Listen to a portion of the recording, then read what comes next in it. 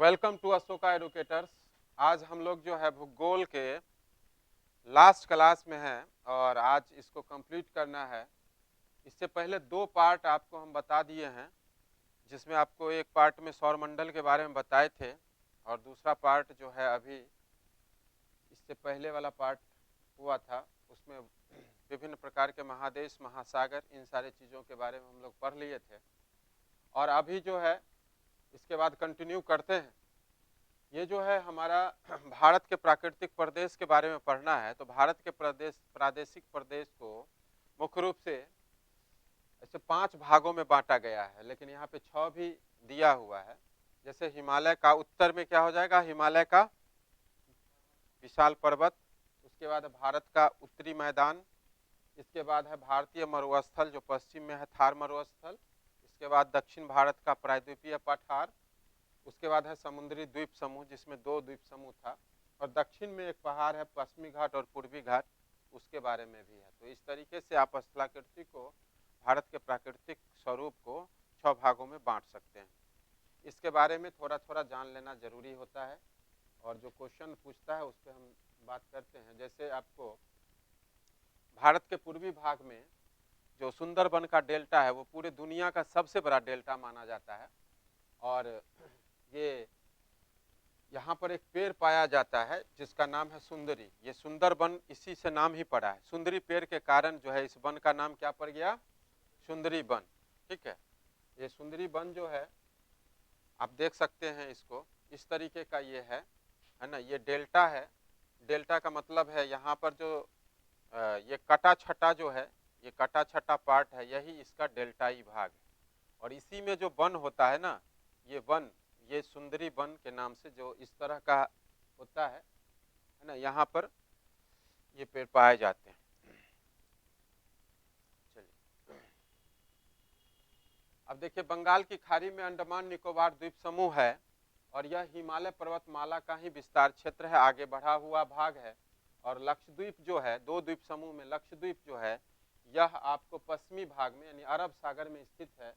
और यह लक्षद्वीप का निर्माण जो हुआ है वह परवाल भित्तियों से हुआ है ना। हाँ, भारत की जलवायु को मानसूनी जलवायु कहते हैं। मानसूनी शब्द अरबी भाषा का मौसम शब्द से लिया गया है, जिसका अर्थ क्या होता है, मौसम। राजस्थान के मरुस्थल में स्थित जैसलमेर तथा बीकानेर जो है बहुत पूरे भारत का सबसे गर्म जगह है ना। हाँ, जबकि जम्मू और कश्मीर जो है वो भारत में सबसे ठंडा जगह है, बर्फीला जगह है। जबकि मुंबई और कोलकाता जो है, यहाँ का मौसम सालों भर लगभग बराबर रहता है, सदाबहार मौसम रहता है, इसलिए यहाँ का मौसम सुहावना रहता है, न बहुत ज़्यादा गर्मी न बहुत ज़्यादा ठंडी रहती है। ठीक है, अब जैसे अगर हम थार और लद्दाख की बात करें तो 2 मरुस्थल भारत में है। इसको उष्ण मरुस्थल कहते हैं थार को, और लद्दाख को जो है शीत मरुस्थल कहते हैं। भारत में सबसे अधिक वर्षा जो है वो कहाँ होती है, मेघालय माउसिनराम में होती है। और पर्यावरण को संतुलित रखने के लिए कितने प्रतिशत भाग पर वन होना चाहिए, इसके लिए एक राष्ट्रीय वन नीति बनाई गई 1988 में। और उसमें कहा गया कि जितना क्षेत्रफल आपके देश का है उसके कम से कम 33.33% भाग पर आपका क्या होना चाहिए, वन होना चाहिए, या वृक्षादन या वृक्ष वरण होना चाहिए। जबकि पहाड़ी क्षेत्रों में इसका प्रतिशत जो है 66.67% होना चाहिए। पहाड़ पर ऐसे भी वन ज़्यादा होता है ना, लेकिन होना चाहिए इतना। मैदानी भाग में आपका इतना होना चाहिए और पहाड़ी भाग में इतना होना चाहिए, 66.67, याद रखना है। कहता है भारत वन स्थिति रिपोर्ट 2017 के अनुसार जो भारत में वन क्षेत्र हैं वह कितना प्रतिशत भाग पर है, 21.54% भाग पर वन है 2017 के अनुसार। वन एवं वृक्षादन का कुल प्रतिशत जो है 24.40 वर्तमान में था। भारत में क्षेत्रफल की दृष्टि से सबसे अधिक वन किस राज्य में है, मध्य प्रदेश। दूसरे स्थान पे अरुणाचल प्रदेश और तीसरे स्थान पे छत्तीसगढ़ है। तो ये मध्य प्रदेश का वन है इतना, मतलब सघन वन जो है। ये एमपी में आपसे पूछेगा सबसे ज्यादा वन क्षेत्र वाला राज्य कौन सा है, सीधा सीधा क्या हो जाएगा, मध्य प्रदेश, है ना। हाँ, दूसरे नंबर पे अरुणाचल और तीसरे नंबर पे छत्तीसगढ़, याद रखना। बाघों को बचाने के लिए एक अभयारण्य बनाया गया था। कब बनाया गया था? 1973 में, है ना। और इससे पहले 1972 में वन्य जीव सुरक्षा कानून बनाया गया था वन्य जीवों के रक्षा के लिए। वन्य जीव जो जंगल के जीव हैं, है ना, जंगल के जीव हैं, जिसके सुरक्षा के लिए कानून बनाया गया था। इस तरह से बहुत सारे जीव हैं जो हमारे, है ना, जंगलों में हैं। भारत का विरासत पशु किसको घोषित किया गया है? हाथी को, ठीक है। हाँ, राष्ट्रीय पशु बाघ को, राष्ट्रीय पक्षी मोर, है ना। इस तरह से हाँ, हाथी और एक सिंह वाला गैंडा जो है वो कहाँ पाए जाते हैं? असम के जंगलों में पाए जाते हैं। गैंडा को बचाने के लिए या बचाव के लिए, उनकी संख्या में वृद्धि के लिए काजीरंगा राष्ट्रीय अभयारण्य असम में इसको रिजर्व घोषित किया गया है। हाथी जो है ये आपको कहाँ मिलते हैं? केरल, कर्नाटक और उत्तराखंड में ज्यादातर मिलते हैं। हाँ, ऊंट जो है ये रेगिस्तान में मिलते हैं। जंगली गधा जो है ये कच्छ के रण में मिलते हैं। मोर हमारा राष्ट्रीय पक्षी है। सरकार ने हाथियों तथा बाघों को बचाने के लिए 1973 में बाघ परियोजना शुरू किया था और 1993 में हस्ती परियोजना, हाथी परियोजना की शुरुआत कब हुई? 1973 में। बाघ परियोजना की शुरुआत कब हुई? 1973 में और हस्ती परियोजना का 1993 में, ठीक है। मगरमच्छ प्रजनन परियोजना की शुरुआत 1975 में की गई थी, ठीक है। 1950 से वन महोत्सव की शुरुआत की गई थी और वन महोत्सव की शुरुआत करने वाले लोग कौन थे? के.एम. मुंशी, याद रखना। जुलाई के प्रथम सप्ताह को वन सप्ताह के रूप में मनाया जाता है। जुलाई के महीने में जो पहला सप्ताह होता है उसको किस सप्ताह के रूप में मनाया जाता है? वन सप्ताह के रूप में। अक्टूबर के प्रथम सप्ताह में वन्य जीव सप्ताह मनाया जाता है। तो वन्य जीव, वन सप्ताह और वन्य जीव सप्ताह दोनों में अंतर है नहीं। वन्य जीव सप्ताह जो है ये कब मनाया जाएगा? आपको अक्टूबर के प्रथम सप्ताह में, 2 अक्टूबर से 8 अक्टूबर के बीच यह मनाया जाता है। विश्व पर्यावरण दिवस कब मनाते हैं? 5 जून को विश्व पर्यावरण दिवस मनाते हैं। सबसे पहली बार पर्यावरण दिवस 5 जून को कब मनाया गया था? 1974 में। भारत का राष्ट्रीय विरासत पशु क्या है? हाथी है। 2010 में हाथी को भारत का विरासत पशु घोषित किया गया था। भारत का राष्ट्रीय जलीय जीव क्या है? डॉल्फिन, है ना। हाँ, भारत का प्रथम राष्ट्रीय उद्यान जिम कॉर्बेट है। इसकी स्थापना 1936 में की गई थी। समय समय पर इसके नाम में भी बदलाव किया गया है, लेकिन जिस समय शुरू हुआ था उस समय इसका नाम क्या था? जिम कॉर्बेट पार्क, है ना। ये उत्तराखंड में है। स्टॉर्क और Siberian, stork, Siberian crane, flamingo, ये सब पक्षी है जो प्रवासी है, जो दूसरे देश से हमारे देश में आता है ना। और ये अपने पंखों से 4000 किलोमीटर का सफर तय कर लेता है। साइबेरिया से उड़ करके यहाँ आ जाता है। तो यह 4000 किलोमीटर का सफर केवल पंख से तय कर लेता है। ये पक्षी आप देख सकते हैं, ये विदेशी मेहमान इसको कहा गया है, विदेशी मेहमान, साइबेरियन पक्षी। इस तरह का ये साइबेरियन पक्षी होता है, ठीक है। हाँ, याद रखिएगा 4000 किलोमीटर का ये सफर करता है। कौन कौन? याद रखिएगा, स्टॉर्क, ये सब नाम, क्रेन, फ्लेमिंगो, ये सब मेहमान पक्षी। 5 जून को विश्व पर्यावरण दिवस मनाते हैं। बढ़ते पर्यावरण प्रदूषण को रोकने के लिए स्वीडन की राजधानी स्टॉकहोम में 5 जून से 15 जून के बीच एक सम्मेलन किया गया था 1972 में। और इस उपलक्ष्य में 5 जून 1974 से ही पर्यावरण दिवस को मनाने की परंपरा शुरू हुई। पृथ्वी की आयु जो है लगभग कितनी है? 4.6 वर्ष है। 4.5 भी कहीं कहीं पर लिखता है। हाँ, एनसीईआरटी में यही लिखा है। पृथ्वी के अंदर तरल तप्त मैग्मा होता है अंदर में, ठीक है, जो कि अत्यधिक गर्म और क्या होता है? तरल अवस्था में, द्रव अवस्था में पाया जाता है, एकदम गर्म होता है। पृथ्वी को मुख्यतः 3 परतों में बांटा जाता है। देखिएगा, भूपर्पट्टी, मेंटल और क्रोड। भूपर्पट्टी सबसे ऊपर वाला, बीच वाला को क्या कहते हैं? मेंटल, और क्रोड को क्या कहते हैं? है ना, नीफे।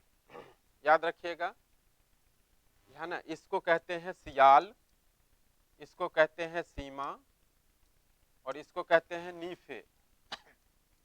इसको क्या कहेंगे? नीफे। तो ये सिलिकॉन और एल्युमिनियम से बना हुआ है, यह सिलिकॉन और मैग्नीशियम से बना हुआ है, यह निकेल और फेरस से बना हुआ है। ठीक है, हाँ, निकेल और फेरस से बना हुआ है। सियाल, सीमा और नीफे, ये भी नाम और ये भी नाम दोनों याद रखना है। भूपर्पट्टी, यह सबसे ऊपर वाला जो परत होता है सबसे पतली होती है। यह महाद्वीपीय संहति में 35 किलोमीटर तक, और जो समुद्र का किनारा है वहां पर केवल 5 किलोमीटर तक गहरी होती है ना। हाँ, देखिए यही है हमारा इसका पिक्चर है। जो सबसे ऊपर वाला पार्ट है इसको क्या बोलेंगे? भूपर्पट्टी। जो उसके बाद नीचे है उसको बोलेंगे मेंटल, है ना। उसके बाद ये दोनों पार्ट क्रोड होगा। तो क्रोड दो भागों में बटा हुआ है, एक बाह्य क्रोड और आंतरिक क्रोड। ठीक है। पृथ्वी में जो गुरुत्वाकर्षण होता है, पृथ्वी किसी भी चीज को अपनी ओर खींचती है इसी क्रोड के कारण, क्योंकि इसमें निकेल और फेरस है जो पृथ्वी में गुरुत्वाकर्षण बल को उत्पन्न करती है। रासायनिक संरचना की दृष्टि से इस परत में सिलिका और एल्युमिनियम की अधिकता होती है, इसलिए ना इसको सियाल कहते हैं, नहीं शियाल कहते हैं, है ना। चलिए कुछ चट्टान के बारे में पढ़ लीजिए। चट्टान जैसे एक आग्नेय चट्टान होता है, इसको प्राथमिक चट्टान भी कहते हैं। यह चट्टान जो है सेल, यह सेल मैग्मा के ठंडा होने से बनती है। जब ज्वालामुखी विस्फोट होता है, अंदर से जो तरल तप्त मैग्मा निकलता है बाहर आके ठंडा होगा, उसी से जो चट्टान बनेगा उसको क्या कहेंगे? हाँ, इग्नियस रॉक, आग्नेय चट्टान। और यह आग्नेय चट्टान दो प्रकार का होगा, ठीक है, अंतर्भेदी और बहिर्भेदी। तो जो विस्फोट होता है ज्वालामुखी, तो उसमें बहुत सारे मैग्मा जो अंदर में ही रह जाते हैं, तो अंतर्भेदी। जो ज्वालामुखी के मुंह से बाहर निकल के बाहर आके जमा होंगे तो वो बहिर्भेदी सेल हो जाएंगे। ठीक है। अवसादों से बने सेल को क्या कहते हैं? अवसादी चट्टान, अवसादी सेल। जैसे बलुआ पत्थर, ये बलुआ पत्थर क्या है? एक प्रकार का अवसादी चट्टान है। आग्नेय एवं अवसादी सेल उच्च ताप एवं दाब के कारण कायांतरित सेलों में बदल जाते हैं। मतलब आग्नेय चट्टान और अवसादी चट्टान, इस पर जब दबाव दीजिएगा ना, प्रेशर, तो वो किस चट्टान में बदल जाएगा? कायांतरित चट्टान में। कायांतरित चट्टान का दूसरा नाम रूपांतरित चट्टान भी होता है, हाँ, में बदल जाएगा। जैसे देखिए कैसे बदलता है, जैसे चिकनी मिट्टी स्लेट में बदल जाएगा, चूना पत्थर संगमरमर में बदल जाता है, इस तरह से। यही चट्टान है, देखिए फोटो दिया हुआ है। आग्नेय चट्टान इस तरह का होगा, अवसादी या परतदार चट्टान इस तरह का होगा, जो कायांतरित या रूपांतरित चट्टान जो हो जाएगा वो इस तरह से दिखाई पड़ेगा। ठीक है, हाँ हाँ, ये दोनों को मिला करके जो है ये वाला बन जाता है, इसलिए इसको काया में अंतर हो गया। काया में अंतर तो कायांतरित, रूप में अंतर तो रूपांतरित, हाँ बदल गया, मेटामॉर्फिक बोलेंगे, है ना। इग्नियस, सेडिमेंट्री और मेटामॉर्फिक। दिल्ली का लाल किला किस चट्टान से बना हुआ है? बलुआ, बलुआ पत्थर से। आगरा का ताजमहल किससे बना हुआ है? संगमरमर से, कायांतरित से। ज्वालामुखी उद्गार से कौन सा चट्टान बनता है? बेसाल्ट चट्टान। तो बेसाल्ट आग्नेय चट्टान होगा कि अवसादी होगा? आग्नेय चट्टान होगा, है ना। ठीक है। जब इसका विखंडन होता है तो इससे कौन सी मिट्टी बनेगी? काली मिट्टी बनती है। चलिए थोड़ा सा भूकंप के बारे में हम लोग जानते हैं। भूकंप तो कल भी सुनते हैं कि आया है कहीं पर, है ना। उत्तराखंड में थोड़ा सा प्रभाव कल देखने को मिला था। तो भूकंप बहुत बार क्या होता है कि भूकंप विनाशकारी भी बहुत होता है, नहीं। तो लेकिन भूकंप की तीव्रता किस पर मापते हैं? रिक्टर स्केल पे। भूकंप मापने वाला यंत्र क्या होता है? सिस्मोग्राफ। ठीक है। तो 2 से जब रिएक्टर पैमाना पर उसका मान कम होता है तो विनाशकारी नहीं होता है, लेकिन उससे ज्यादा होता है तो वो विनाशकारी होता है। ठीक है, इस तरह से होता है। और भूकंप जब भी आता है तो देखिए भूकंप की शुरुआत जहां पे होगी, है ना, हाँ, जहां पे भूकंप यहां से शुरू हुआ है तो ये इसका क्या हो जाएगा? केंद्र, सेंटर हो।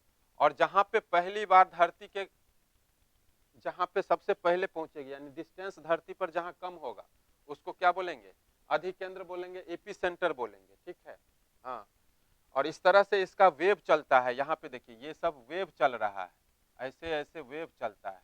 ठीक है, ये सब वेव चल रहा है, चारों तरफ फैल रहा है यहाँ से। ठीक है। तो यही इसी को वेव कहते हैं, तरंग कहते हैं, भूकंप या तरंग। इस तरह से जो है बर्बादी होती है भूकंप में, बड़े से बड़े बड़े बिल्डिंग जो है पल झपकते हैं क्या होते हैं, ध्वस्त हो जाते हैं, जान माल की बहुत हानि हो जाती है।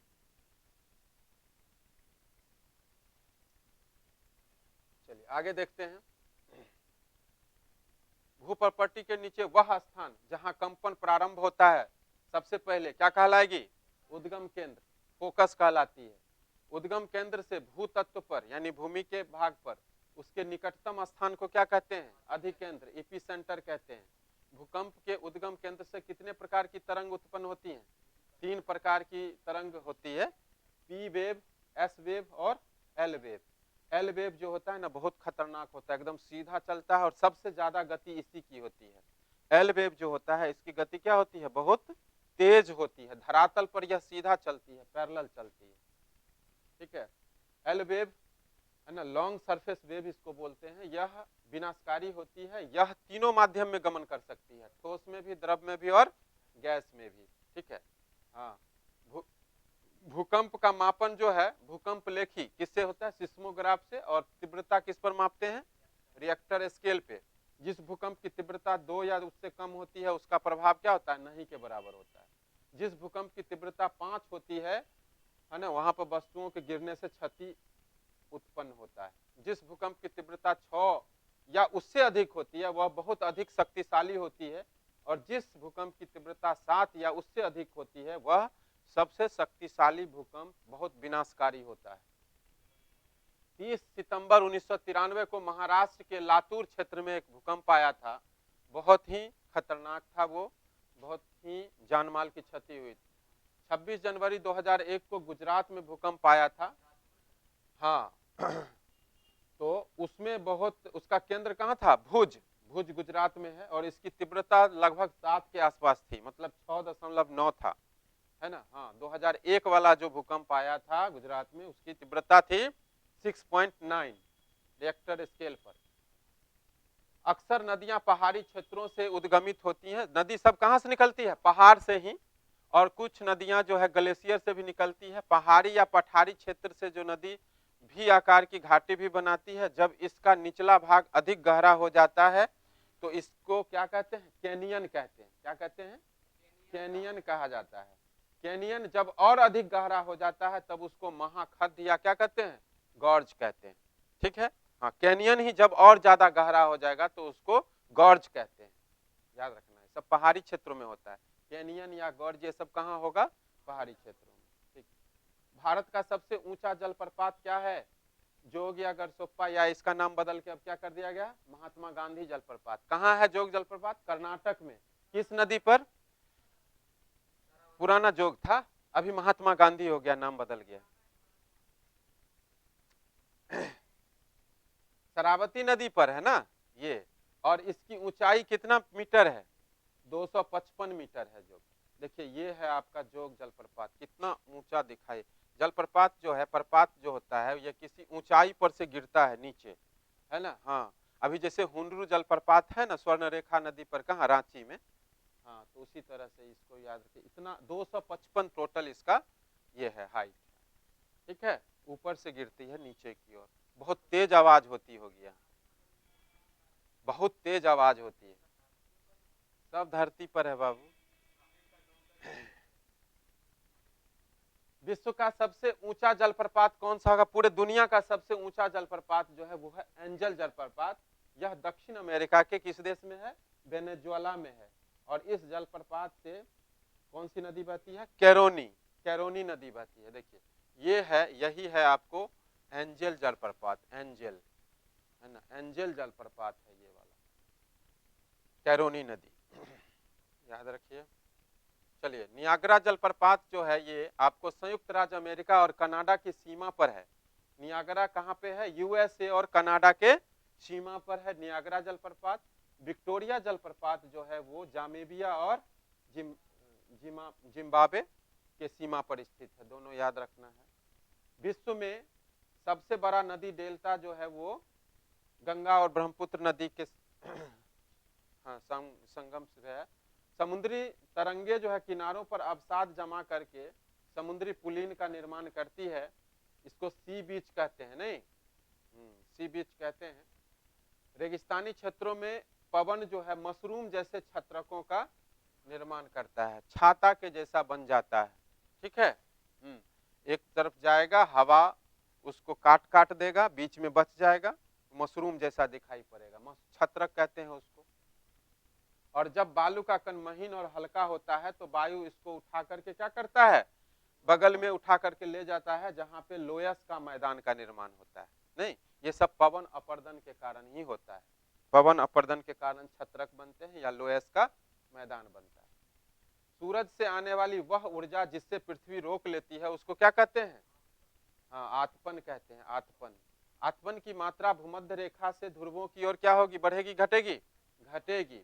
हाँ, तो सबसे ज्यादा आतपन कहाँ पे होगा, टेम्परेचर भूमध्य रेखा पर, और ध्रुव पर क्या होगा, आतपन कम होगा, इसीलिए तापमान उसी प्रकार घटता जाएगा। सबसे ज्यादा भूमध्य रेखा पर, जैसे जैसे ध्रुव पर जाइएगा तो आतपन क्या होगा, घटता जाएगा। इस तरह से जो है सूरज की रोशनी आती है, फिर यहाँ पे रिफ्लेक्ट होती है, तो ये सबसे ज्यादा कहाँ पे होगा, विषुवत रेखा के आसपास। जैसे जैसे हम ध्रुव की ओर जाएंगे तो आतपन का क्या होगा, मात्रा घटता जाएगा, क्या होगा, घटता जाएगा, ठीक है। तापमान को मापने के लिए जो इकाई है कौन सा है, डिग्री सेल्सियस है। इसका आविष्कार कौन किया था, स्वीडन के वैज्ञानिक थे एंडर्स सेल्सियस, उसी के नाम पर इसका यूनिट का नाम ही दे दिया है डिग्री सेल्सियस, ठीक है। सेल्सियस को सेंटीग्रेड भी कहते हैं हम लोग। तापमान को मापने की एक अलग इकाई फ़ारेनहाइट भी होता है ना, ये सूत्र दिया हुआ है। फ़ारेनहाइट और सेंटीग्रेड में क्या तुलनात्मक है संबंध, उसको देख लेना है।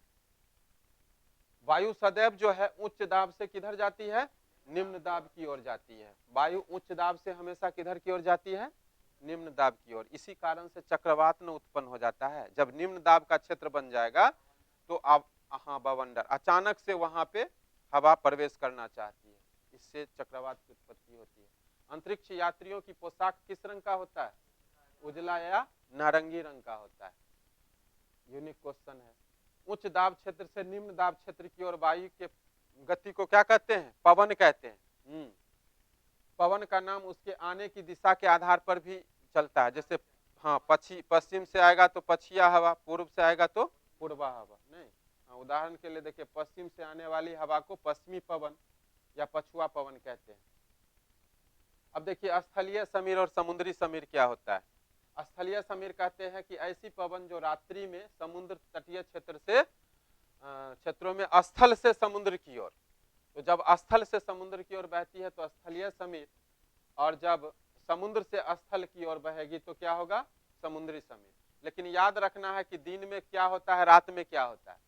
तो ये दिन में जब सूरज है तो ये क्या होगा, समुद्री समीर। जब सूरज है तो क्या होगा, समुद्री समीर। ये दिन में घटना होगी, और ये जो है समुद्र से स्थल की ओर होगी। समुद्री समीर क्या होगी, समुद्र से, समुद्री समीर क्या होगी, समुद्र से स्थल की ओर होगी, है ना, ऐसे।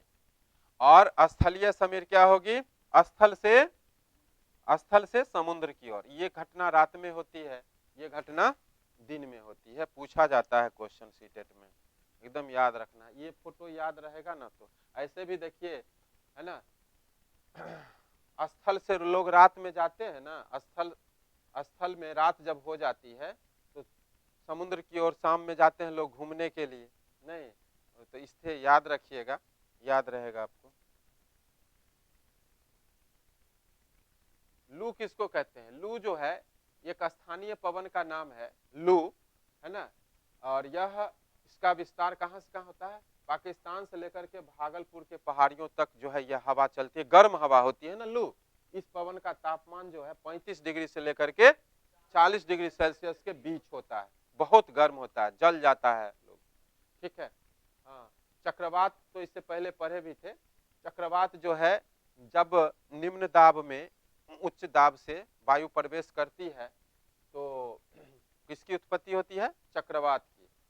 अभी चक्रवात हमारे यहाँ 1999 में आया था, 17-18 अक्टूबर 1999 को उड़ीसा के तट पे भीषण चक्रवात आया था। इसके बाद 29 अक्टूबर 1999 को भी उड़ीसा में भीषण चक्रवात आया था। इस चक्रवात को आने से पहले 25 अक्टूबर 1999 को थाईलैंड की खाड़ी में अवदाब का क्षेत्र बना था, और उसके कारण से इस तरह से चक्रवात की स्थिति उत्पन्न हुई थी, जिसके कारण इस चक्रवात के चलते उड़ीसा के 28 नगर प्रभावित हो गए थे। सबसे ज्यादा तबाही मची थी उड़ीसा में।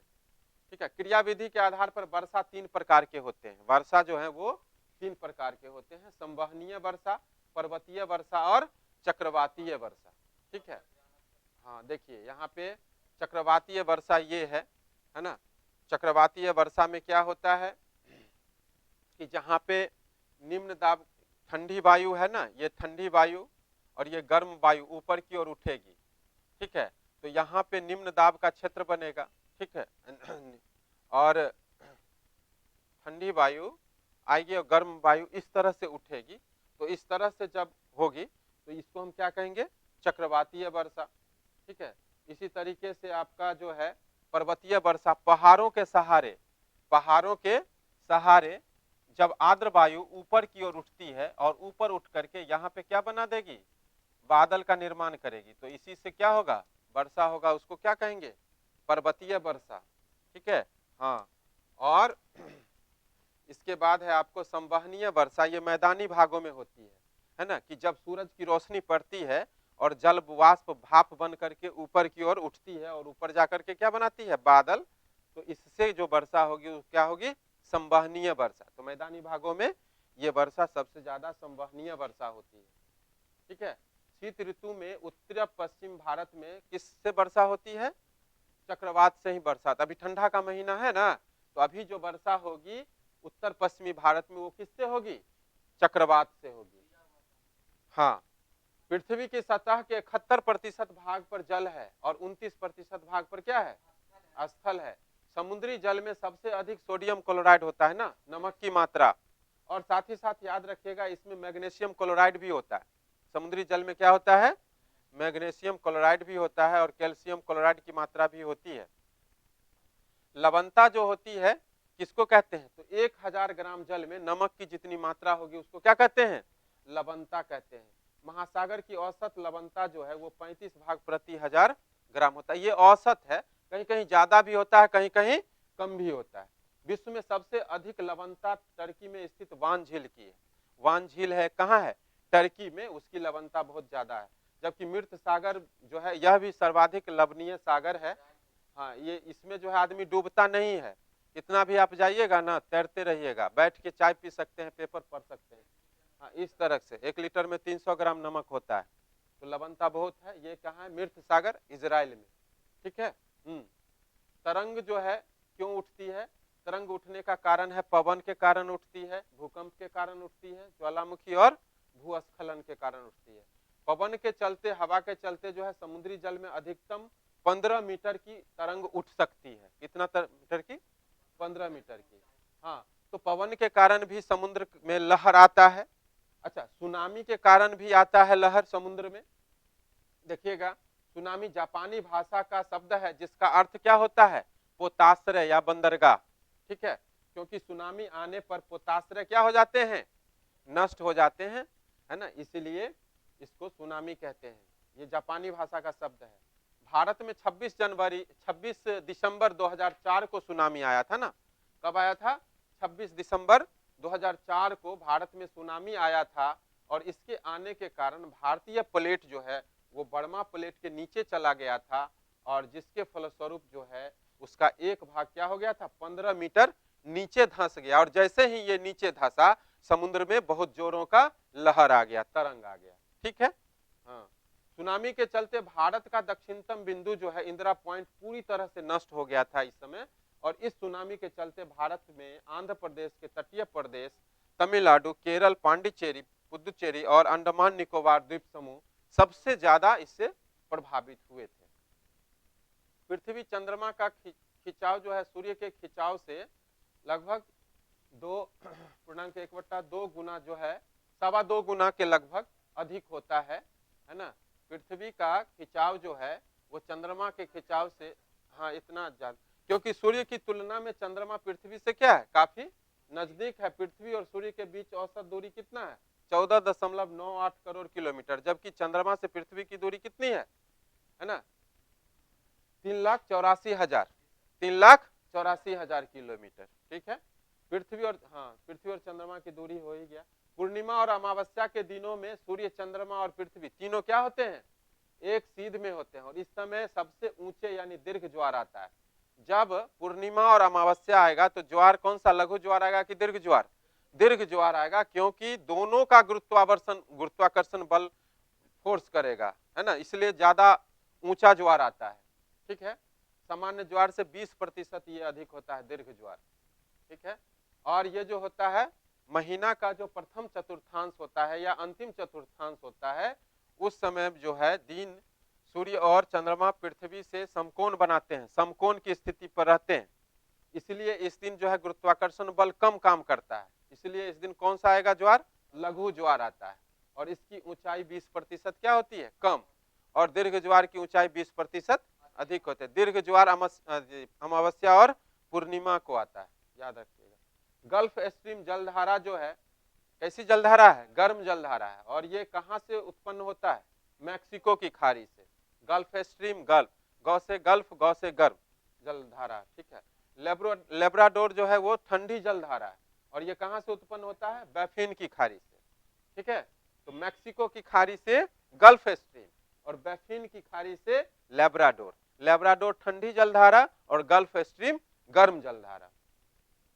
जिस स्थान पर गर्म और ठंडी जलधारा मिलती है ना, वह स्थान विश्व में सर्वोत्तम जो है क्या होता है, मछली उत्पादक क्षेत्र होता है। मछली की संभावना, उत्पादन की संभावना वहां अधिक होती है। ठीक है, हाँ, जैसे देखिए जापान का तटीय क्षेत्र और उत्तर अमेरिका का पूर्वी तट जो है, वहां पे सबसे ज्यादा मछली का उत्पादन इसलिए होता है कि वहां ठंडी जलधारा और गर्म जलधारा मिलती है, दोनों मिल जाती है, इसीलिए। भूमध्य सागरीय प्रदेश को फलोद्यानों के कारण जो है विश्व का फलोद्यान भी कहा जाता है। सबसे ज्यादा फल का होता है उत्पादन भूमध्य सागरीय में, भूमध्य सागरीय क्षेत्र में, और खट्टा फल का तो सबसे ज्यादा उत्पादन होता है, नहीं, खट्टे फल का सबसे ज्यादा उत्पादन कहाँ होता है, भूमध्य सागरीय क्षेत्र में।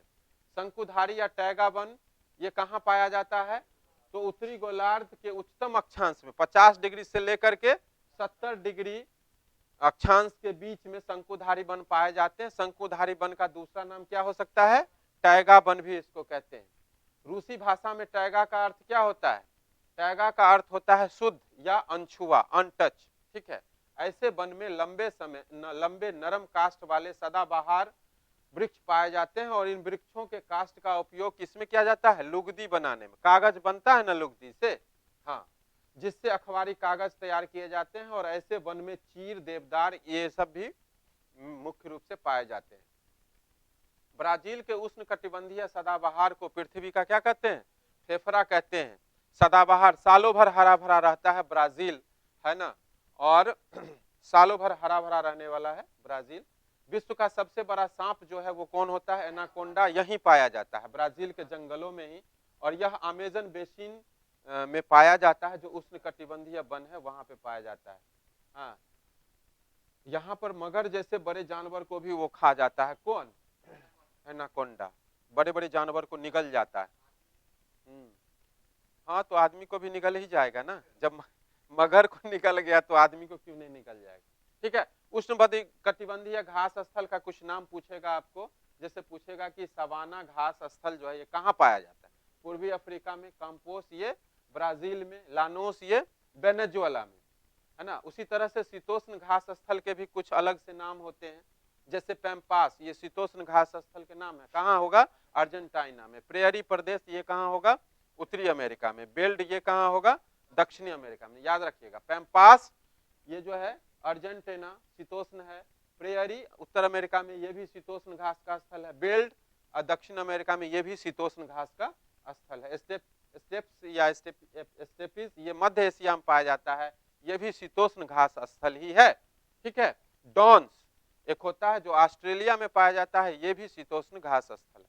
ठीक है, अब देखिए ध्रुवीय प्रदेश, इस क्षेत्र में अधिक ठंडी पड़ती है। ध्रुव पर तो 6 महीने का दिन 6 महीने का रात होता है ना, हाँ, तो वहां पे बहुत अधिक ठंड पड़ती है, और यहाँ पर बहुत कम पेड़ पौधे पाए जाते हैं।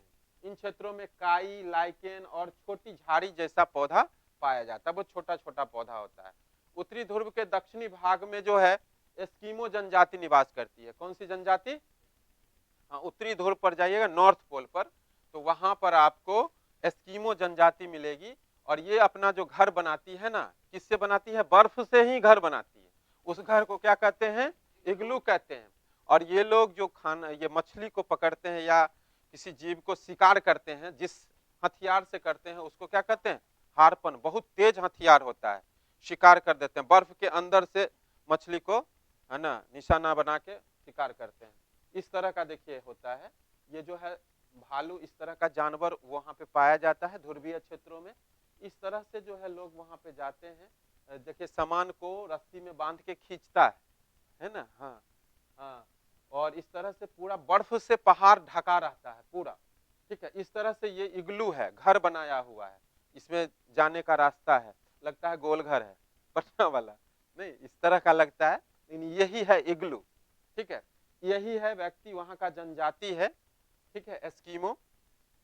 और ये जो है आपको शिकार, ये हथियार रखे हुए, इसी हथियार का नाम क्या है? हार्पून। क्या नाम है? हार्पून। और ये वहां की जनजाति है, परिवार के लोग हैं जो यहाँ पे रहते हैं। ठीक है, हाँ, ये ध्रुवीय क्षेत्र का जनजीवन है आपका। अब देखिए दक्षिण अमेरिका के एंडीज पर्वत के क्षेत्र में वस्तुओं को ढोने के लिए किस जानवर का प्रयोग करते हैं?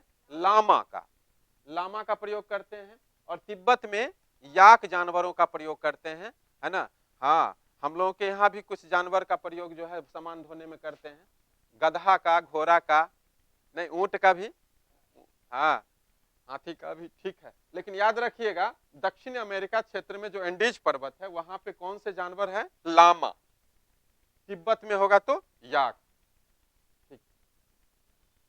अब देखिए परिवहन महत्वपूर्ण चीज है। परिवहन के साधन अब तो बहुत ज्यादा हो गए हैं, पहले के जमाने में नहीं था। अब सड़क मार्ग, रेल मार्ग, वायु मार्ग, जल मार्ग, इतने मार्गों से परिवहन का काम होता है ना। अब तो वायु मार्ग जो है बहुत जगह हवाई अड्डा नए नए बनाए गए, अगल बगल में भी देखिए कितने खुल गए। ठीक है, हाँ, तो बहुत तेजी से हवाई मार्ग का विकास होता जा रहा है। हिमालय पर्वत पर मनाली लेह राजमार्ग, ये सड़क परिवहन के बारे में बताया है कि हिमालय पर्वत पर मनाली लेह राजमार्ग जो है विश्व के सबसे ऊंचे सड़क मार्ग में से एक है। पूरे दुनिया का सबसे ऊंचा सड़क मार्ग है लेह राजमार्ग। ठीक है, भूमिगत सड़कों को जो है भूमिगत मार्ग से कहते हैं, जो जमीन के नीचे से पार किया जाता है। ठीक है, उसको सबवे कहते हैं, भूमिगत मार्ग। स्वर्णम चतुर्भुज योजना जो था वो 4 महानगरों को जोड़ने की योजना थी, अटल बिहारी वाजपेयी के समय शुरू की गई थी, जिसमें दिल्ली, कोलकाता, मुंबई और चेन्नई था। इस चारों को जोड़ने का कार्यक्रम था।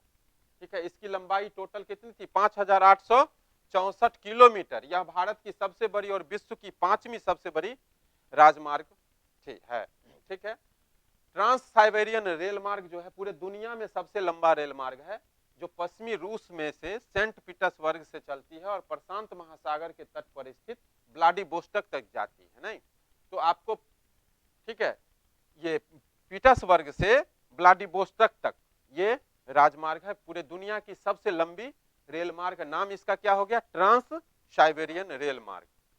भूमध्य रेखा के 10 डिग्री उत्तर से 10 डिग्री दक्षिण के मध्य के भाग को क्या कहते हैं? भूमध्य रेखीय प्रदेश कहते हैं। और ये पूरे दुनिया में सबसे ज्यादा जो ठंड, ये गर्मी पड़ती है वो उसी क्षेत्र में पड़ती है। नहीं, 10 डिग्री उत्तर से 10 डिग्री दक्षिण, विषुवत रेखा के दोनों ओर। ठीक है, अमेजन नदी जो है इसी के क्षेत्र में पड़ता है, इसी एरिया में पड़ता है, इसी प्रदेश से होकर बहती है। अमेजन नदी एंडीज पर्वत से निकलती है और यह पूर्व दिशा में बहती हुई अंध महासागर का मतलब अटलांटिक महासागर में क्या होती है? गिर जाती है। ठीक है, पूरे दुनिया का सबसे बड़ा नदी बेसिन अमेजन नदी बेसिन है। जब डेल्टा की बात करते हैं तो सुंदरबन का डेल्टा आता है। नदी बेसिन की आप बात करते हैं, चारों तरफ से घुमा करके। सबसे चौड़ी नदी पूरी दुनिया की कौन सी है? अमेजन। और पूरे दुनिया की सबसे लंबी नदी कौन सी है? नील नदी। लंबी नदी नील है और पूरे दुनिया की सबसे चौड़ी नदी क्या है? अमेजन है। ठीक है, अब अमेजन नदी की लंबाई 6400 किलोमीटर है। इस तरह से अमेजन, देखिए ये अमेजन नदी है, किस तरह से सर्पिलाकार है, हाँ सांप के आकार का है ये अमेजन नदी। और ये जितना हरा हरा दिख रहा है ना, ये सब जंगल है, वन है।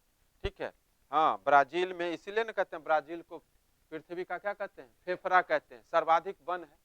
ठीक है, इसी कारण से। हाँ, इस क्षेत्र में 1970 में ट्रांस अमेजन राजमार्ग का निर्माण शुरू हुआ, जिसके चलते परिवहन का काफी विकास हुआ है। ठीक है, ये इस पक्षी को पहचानते हैं? पूरे दुनिया का सबसे छोटा पक्षी है, पूरे दुनिया का सबसे छोटा पक्षी है ये, हमिंग बर्ड नाम है इसका। नाम क्या है?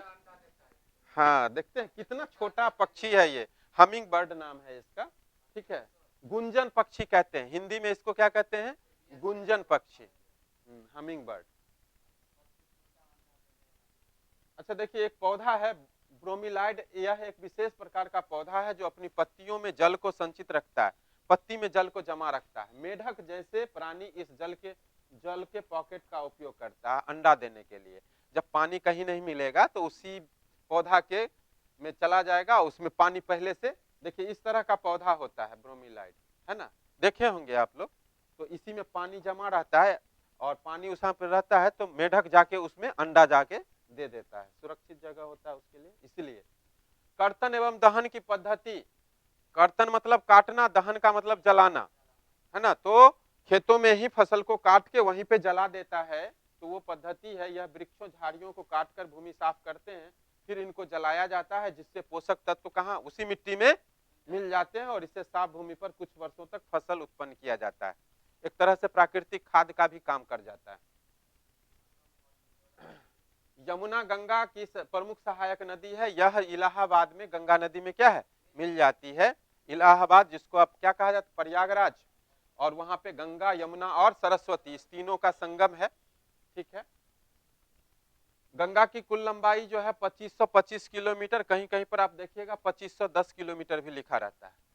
हाँ, ठीक है, तो ये है गंगा नदी। पश्चिम बंगाल में दो धाराओं में जाकर बढ़ जाती है। इसकी एक शाखा का नाम हुगली हो जाती है, जो कोलकाता में है। कोलकाता किस नदी के किनारे है? हुगली नदी के किनारे है। बांग्लादेश में जब ब्रह्मपुत्र नदी गंगा नदी में से मिलती है तो गंगा का नाम क्या हो जाता है? पद्मा। और इसके बाद जानते हैं, इसके आगे जब बढ़ती है तो उसका नाम मेघना भी हो जाता है।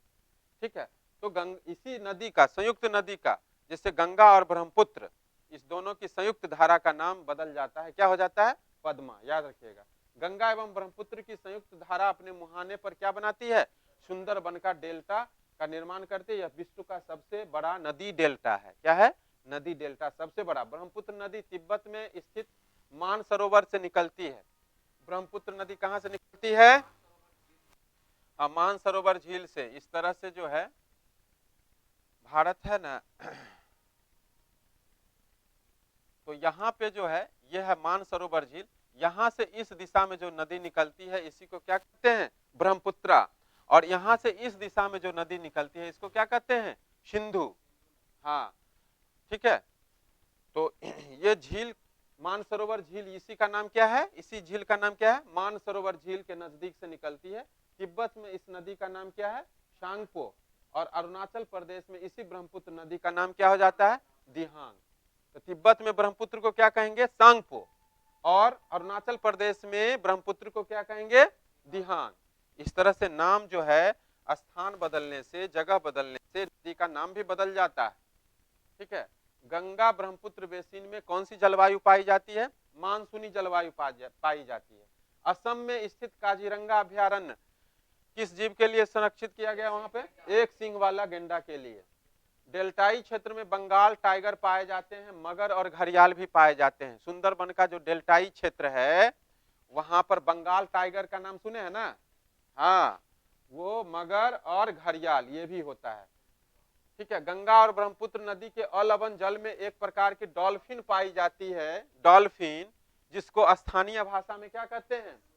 सुसु कहते हैं। हाँ, सुसु या डॉल्फिन भी कहते हैं। यही है डॉल्फिन पक्षी, सबसे बुद्धिमान मछली कहा जाता है इसको, सबसे ज्यादा और अनुकरण और नकल करने वाला, अनुकरण और नकल करने वाला। ठीक है, राष्ट्रीय जलीय जीव भारत का क्या है? डॉल्फिन।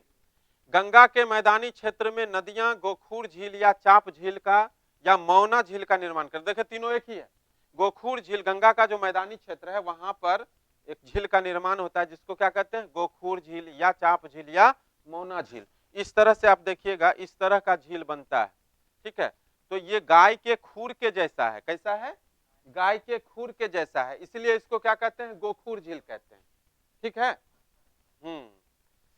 अब है मानस अभ्यारण्य का नाम सुने होंगे, कहाँ है? असम में है मानस अभ्यारण्य। और यह किस जीव के लिए है? बाघ और हाथी के लिए मुख्य रूप से है। उत्तरी अमेरिका के शीतोष्ण घास स्थल को क्या कहते हैं? प्रेयरी। और प्रेयरी के बारे में थोड़ा सा विस्तार से पढ़ना है आपको। प्रेयरी क्षेत्र जो है यह पश्चिम में रॉकी पर्वत और पूरब में ग्रेट लेक झील से घिरा हुआ है। और इसका विस्तार कहाँ है? संयुक्त राज्य अमेरिका, यूएसए और कनाडा में। ठीक है, ग्रेट लेक। हाँ, प्रेयरी के जल का अपवाहन कहां से होता है? प्रेयरी में जल कहां से मिलता है? मिसिसिपी नदी से और सास्केचवान नदी से वहां पे पानी मिलता है। हाँ, शीत ऋतु के अंतिम चरण में यहाँ पर जो हवा चलती है वो चिनुक हवा चलती है। चिनुक एक प्रकार की गर्म हवा है।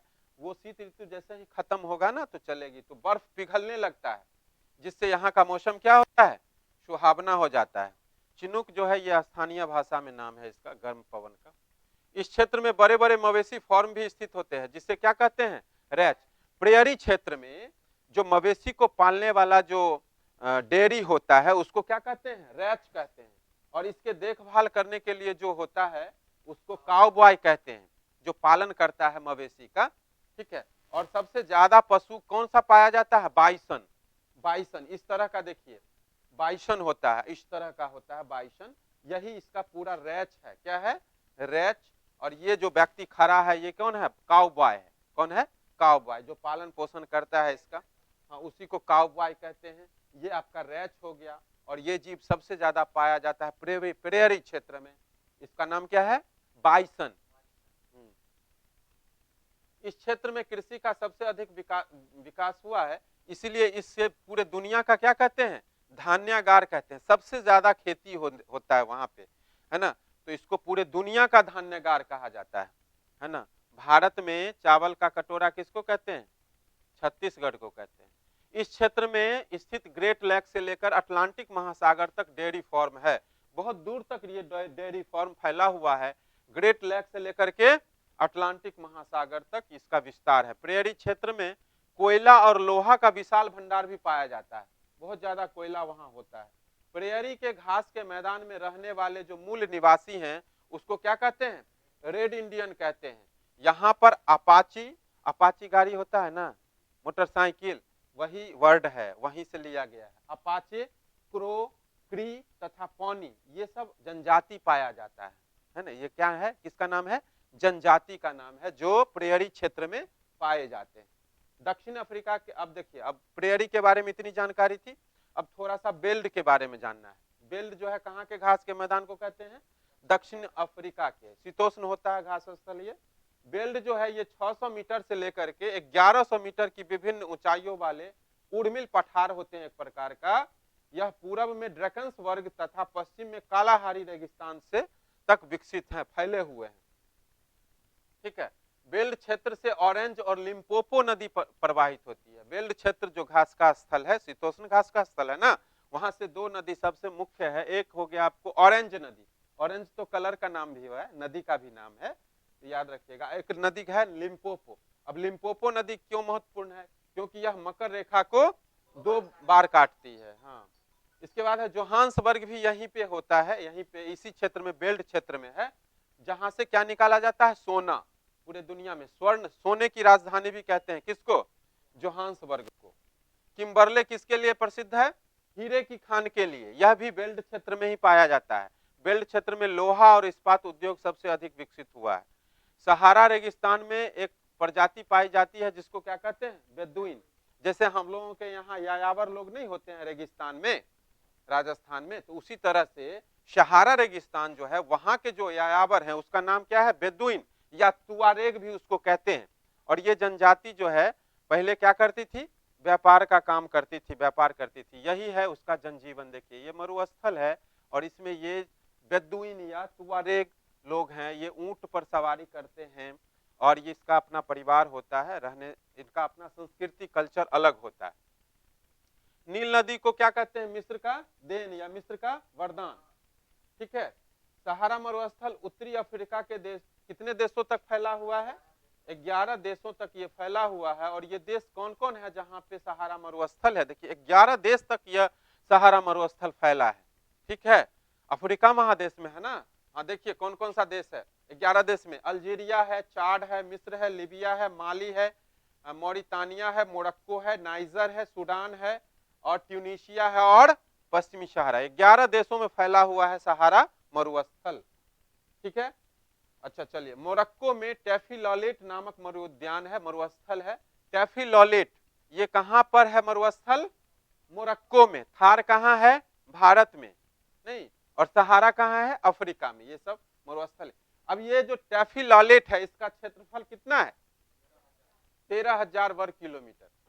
सहारा के अल अजीजिया क्षेत्र में सबसे ज्यादा गर्मी होती है ना। 1922 में यहां पर सबसे ज्यादा रिकॉर्ड किया गया टेम्परेचर 57.7 डिग्री सेल्सियस। ठीक है, 57 डिग्री सेल्सियस कितना टेम्परेचर होगा सोच सकते हैं। पूरे दुनिया का सबसे गर्म स्थान अल्जीजिया, क्या है? अल्जीजिया। ये सहारा मरुस्थल के पास में है। देखिए जम्मू एवं कश्मीर के पूर्व में लद्दाख स्थित है। यह क्या है? ठंडा रेगिस्तान है। और इसके उत्तर में क्या है? काराकोरम पर्वत, जो केटू कहते हैं, काराकोरम 2 वहीं पे है। और दक्षिण में कौन सा पर्वत है? जास्कर पर्वत। तो लद्दाख के उत्तर में कौन सा पर्वत हो गया? काराकोरम। और लद्दाख के दक्षिण में कौन सा पर्वत हो गया? जास्कर।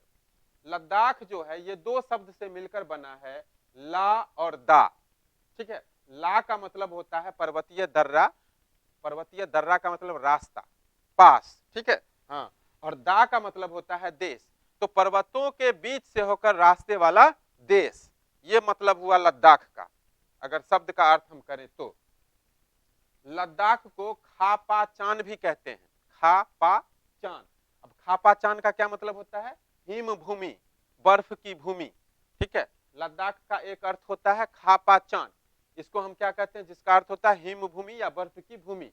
इस क्षेत्र की मुख्य नदी कौन सी होगी? लद्दाख की सिंधु। ठीक है, लद्दाख की ऊंचाई कारगिल में कितना है? लगभग 3000 से लेकर के काराकोरम में 8000 मीटर से भी अधिक। कहीं पे 3000, कहीं पे 5000, लेकिन औसत ऊंचाई लद्दाख की 5000 मीटर। ठीक है, हाँ औसत ऊंचाई।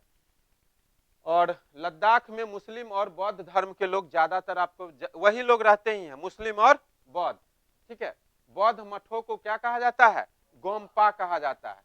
और जो प्रसिद्ध बौद्ध मठ है वहां का सबसे प्रसिद्ध, उसका नाम है हेमिस लामायूर। यही है, ये एक प्रकार का बौद्ध मठ है। हेमिस थिक्से, हाँ पहाड़ के ऊपर है ना, बौद्ध मठ है हेमिस थिक्से लामायूर, है ना। ठीक है, अब देखिए कृषि जो खेती होता है ना, कई तरीके से होती है।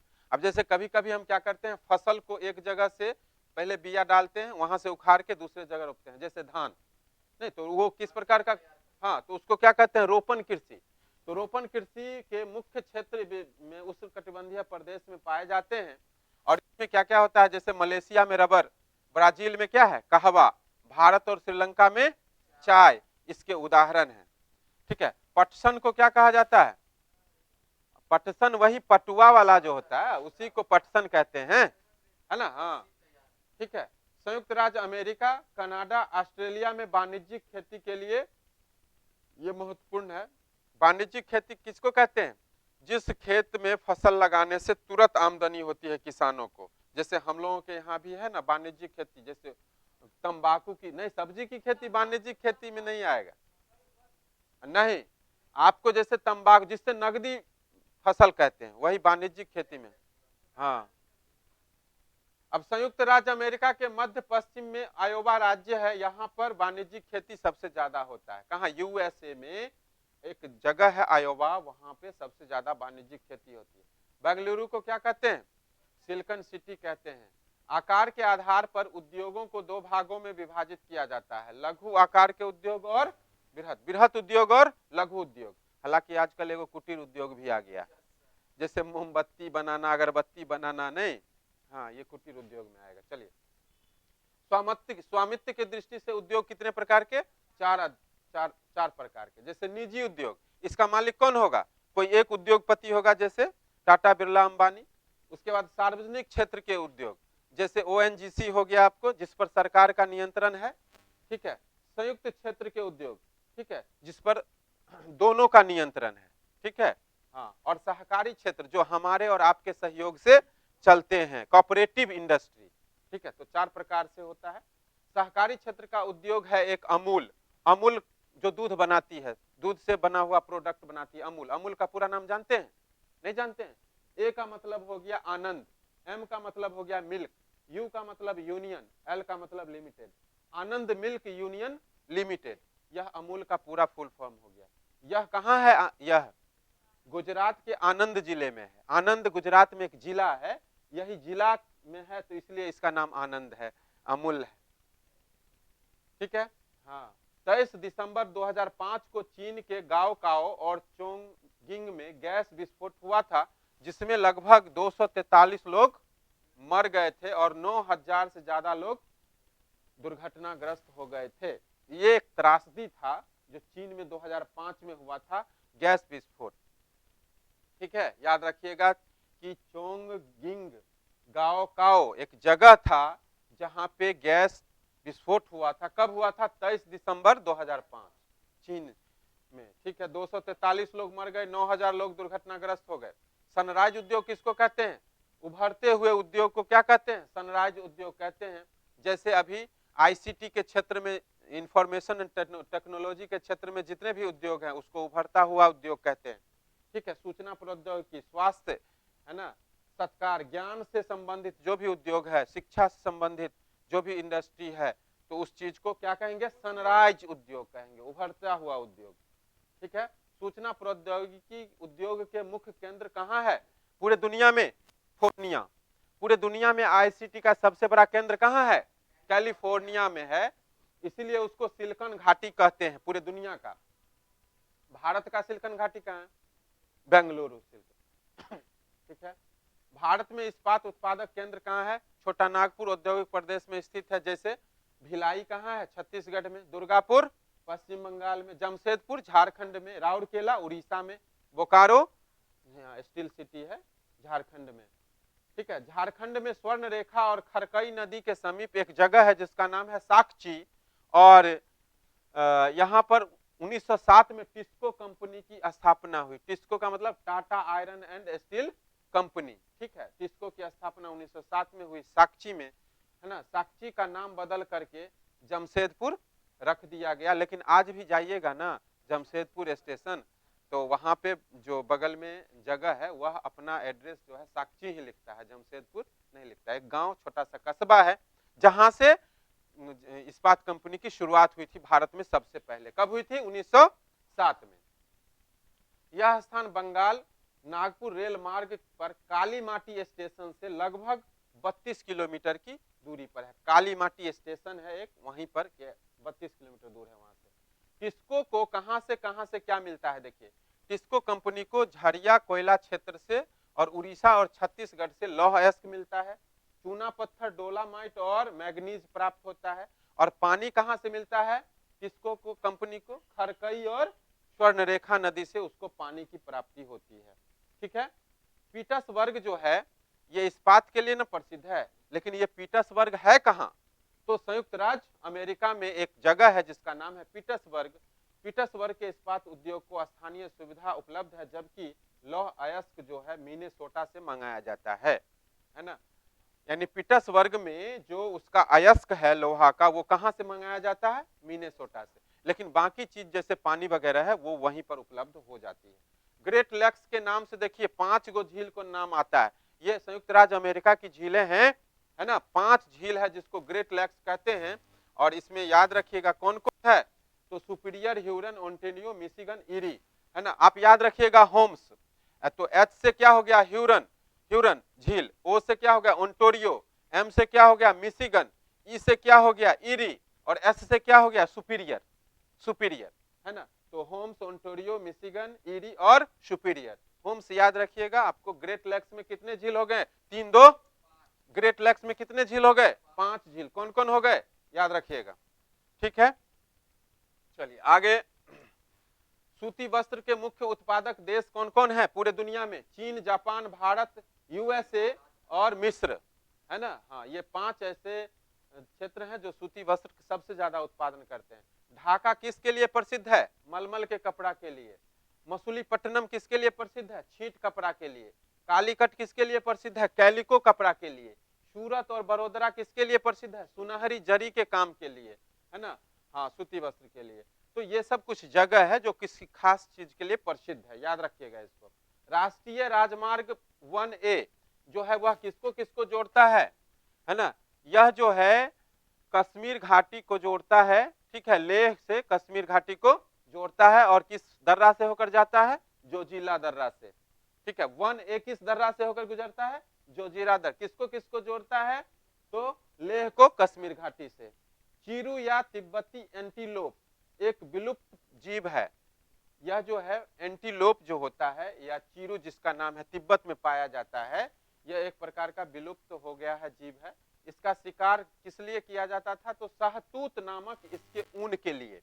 जैसे आप लोग पढ़ते हैं ना, पश्मीना ऊन बहुत गर्म होता है ना, उसी तरह से एक जानवर है जो जिसका नाम क्या है? चीरू या एंटीलोप। इससे जो ऊन प्राप्त किया जाता है उसको क्या कहते हैं? शाहतूश। क्या कहते हैं? शाहतूश, है ना, हाँ। और इसके लिए इसका शिकार करते हैं। ये काफी गर्म होता है इसका ऊन, और वजन में भी क्या होता है? काफी हल्का। आप लोग देखे हैं एंटीलोप? नहीं देखे हैं? देखिए ऐसा होता है, यही है एंटीलोप, ठीक है। हाँ, तो इसी तरह का प्रजाति है। नीलगाय का सींग ऐसा थोड़े होता है हाँ, टाइप वही है नीलगाय का, है, मुंह लग रहा है। अब विलुप्त प्राय हो गया, इसका सब शिकार कर लिया इसके बाल के लिए, ठीक है। क्रिकेट का बल्ला किस चीज से बनाया जाता है? विलो से। क्रिकेट तो बहुत प्रसिद्ध है ना, आजकल तो क्रिकेट का पूरा दुनिया दीवाना है, तो उसका जो देखिए जानना चाहिए, बल्ला किस चीज से बनता है, ठीक है। विलो या सरपत उसको कहते हैं। देखे हैं पौधा? नहीं देखे हैं? देखिए इसी से बनाया जाता है यही पौधा है विलो का, है ना। इसी पौधा से क्रिकेट का बल्ला बनाया जाता है तो सब चीज सब जगह कैसे हो सकता है? अब वही प्लानिंग है क्या कि विलो का पेड़ लगाएंगे और क्रिकेट का बल्ला बना के बिजनेस शुरू करेंगे, कुटीर उद्योग चलिए अच्छा है, ख्याल अच्छा है, बढ़िया है। चलिए अगला है, पृथ्वी के सबसे ठंडे स्थानों में से एक जगह है द्रास सेक्टर। ये कहाँ है? लद्दाख में। बहुत ठंडा, माइनस में टेम्परेचर होता है, आजकल तो और ज्यादा ठंडा होगा, ठीक है। यहाँ पर सबसे अच्छे किस्म की जीरा होती है, जान लीजिए। जीरा, जीरा के बिना कोई भी सब्जी अधूरा ही रहता है, ठीक है। और ये जीरा जान लीजिए कि वह जीरा के बिना सब्जी जीरो। तो ये जो जीरा है ये सबसे ठंडे जगह में होता है, और द्रास सेक्टर जो है कश्मीर में, वहां पे ये बहुत मात्रा में होता है। मनाली लेह मार्ग जो है वो कितने दर्रा से गुजरता है? 4 दर्रा से। मनाली से जब आप लेह जाते हैं तो 4 दर्रा से आपको गुजरना हो। कौन कौन? रोहतांग ला, बारालाचा ला, है ना, लुनगलाचा ला और टंगलंग ला, ये दर्रा का नाम है, हाँ, ठीक है। हाँ, यही से आपको दर्रा मतलब पहाड़ों के बीच का रास्ता। चलिए एग्रीकल्चर, कृषि, मृदा की जुताई, फसलों को उगाना और पशुपालन विज्ञान एवं कला है। ये जो है एग्रीकल्चर विज्ञान भी है और कला भी है, दोनों है। टेक्निक है ना, अब खेती करना है सब लोग कर लेगा? नहीं होगा। जो किसान होगा उसके पास टेक्नोलॉजी है, बुद्धि है, वही कर सकता है, दूसरा नहीं कर सकता। सेरिकल्चर का संबंध किस चीज से है? रेशम के उत्पादन से। पीसीकल्चर का मत्स्य के उत्पादन से। विटीकल्चर का द्राक्षा कृषि या अंगूर की खेती से। हॉर्टिकल्चर का उद्यान कृषि या वाणिज्यिक उपयोग के लिए सब्जी, फूल और फल के लिए। जैविक खेती किसको कहते हैं? इस प्रकार की खेती में रासायनिक खाद के जगह पर कौन खाद? हाँ, केचुआ खाद, वर्मी कंपोस्ट का प्रयोग करते हैं, ठीक है। हाँ, स्थानांतरित कृषि किसको कहते हैं? बदल बदल के जो खेती है, झूम की खेती होती है, नहीं, पहाड़ी क्षेत्रों में, मुख्य रूप से अमेजन बेसिन के सघन वन क्षेत्रों में, उष्ण कटिबंधीय अफ्रीका, दक्षिण पूर्व एशिया, भारत का जो पूर्वी एशिया है, पूर्वोत्तर का क्षेत्र, उत्तरी पूर्वी भारत में ये सब स्थानांतरित खेती या झूम की खेती प्रसिद्ध है। देश में सबसे पहला वस्त्र उद्योग लगाया गया था 1818 में कोलकाता में फोर्ट ग्लेस्टर में, लेकिन ये सफल नहीं हुआ, बंद हो गया। फिर 1854 में फिर जाके कागज डाबर शुरू किए थे, नहीं। हाँ, चलिए, प्राकृतिक रूप से प्राप्त होने वाला पदार्थ जिसका निश्चित रासायनिक संगठन हो उसको क्या कहते हैं? खनिज कहते हैं। लौह खनिज, और जैसे लौह अयस्क, मैग्नीज और क्रोमाइट में पाया जाता है, और क्रोमाइट, निकेल लौह धातु के अंतर्गत आते हैं, ठीक है। अलौह खनिज किसको कहते हैं? जिसमें लोहा की मात्रा नहीं होगी। इन खनिजों में लोहा नहीं होता, किंतु कुछ अन्य धातु जैसे सोना, चांदी, तांबा, सीसा ये पाई जाती है। तो आपको जैसे सोना, चांदी, तांबा, सीसा ये रहेगा तो ये लौह खनिज होगा कि अलौह खनिज? अलौह खनिज होगा। ठीक है। और जैसे क्रोमाइट, निकेल, लौह ये सब क्या होगा? लौह खनिज होगा। ठीक है। हाँ थोड़ा सा बचा हुआ है बस। पृथ्वी की सतह के अंदर दबी शैलों से खनिजों को बाहर निकालने की प्रक्रिया को क्या कहते हैं? निष्कर्षण कहते हैं। अब ये जो निष्कर्षण होते हैं कई तरीके से होते हैं। ठीक है। जैसे खनिज को आप जमीन के अंदर से निकालिएगा तो कैसे निकालिएगा? तो विपरीत खनन के द्वारा निकालिएगा। कैसे? तो जब खनिज भूपृष्ठ पर कम गहराई पर होगा तो गड्ढा करके निकाल लीजिएगा, तो इसको क्या कहेंगे? विपरीत खनन। लेकिन जब आपको खनिज बहुत अंदर में होगा जमीन के अंदर, तब आपको क्या करना पड़ेगा? कुपकी खनन, गहन वेधन, है ना, जिसको कूपक कहते हैं। अधिक गहराई में स्थित खनिज के निक्षेपों तक पहुंचने के लिए बनाए जाते हैं और इसी को क्या कहते हैं? कुपकी खनन। कूप का मतलब कुआं। ठीक है। बहुत गड्ढा करना पड़ेगा। जैसे सोना चांदी निकालना होगा तो आपको क्या करना पड़ेगा? कुपकी खनन करना पड़ेगा। ठीक है। और देखिए प्रवेधन के द्वारा क्या निकाला जाता है? पेट्रोलियम। जो धरातल के नीचे पाए जाते हैं पेट्रोलियम और गैस, तो इसको प्रवेधन के द्वारा धरती के नीचे से निकाला जाता है। ठीक है। इसी को प्रवेधन कहते हैं। आखनन किसको कहते हैं? कहता सतह के नीचे स्थित खनिजों को जिस प्रक्रिया द्वारा आसानी से खोदकर निकाला जाता है उसको क्या कहते हैं? आखनन। चूना पत्थर या चूना पत्थर जो है उसका क्या किया जाता है? आखनन ही आसानी से निकाल लेते हैं हम लोग। खनिजों का विवरण जो है इसके अंतर्गत आपको ये पढ़ना है कि किस तरह से जो है आपको कायांतरित चट्टान, आग्नेय चट्टान और अवसादी चट्टान, ये तो आपको पढ़ा ही दिए थे। ठीक है। भारत विश्व में अबरक का सबसे बड़ा उत्पादन करता है। पूरे दुनिया में सबसे ज्यादा अबरक कहाँ होता है? भारत में। तांबा के अयस्क किस रंग के होते हैं? नीले रंग के, है ना। हाँ क्यूपराइट होता है ना। ठीक है। सोना कर्नाटक के कोलार की खान से निकलता है ना भारत में। ठीक है। नमक का उत्पादन कहाँ होता है भारत में? नमक सबसे ज्यादा गुजरात में, महाराष्ट्र में, राजस्थान में और तमिलनाडु में। ठीक है। दांडी नमक खूब प्रचलित है ना, गुजरात में होता है। गांधी जी के लेकर के नमक सत्याग्रह किए थे ना 1930 में। चलिए राजस्थान में कौन सा झील है? सांभर झील, जो नमक के लिए प्रसिद्ध है। देखिए पूरे भारत में दो ऐसी झील है जो खारी पानी की झील है। एक है सांभर झील, कहाँ है? राजस्थान में। और एक है चिल्का झील जो कहाँ है? उड़ीसा में। ये दोनों खारे पानी की झील है, नमक भी तैयार किया जाता है वहां पे।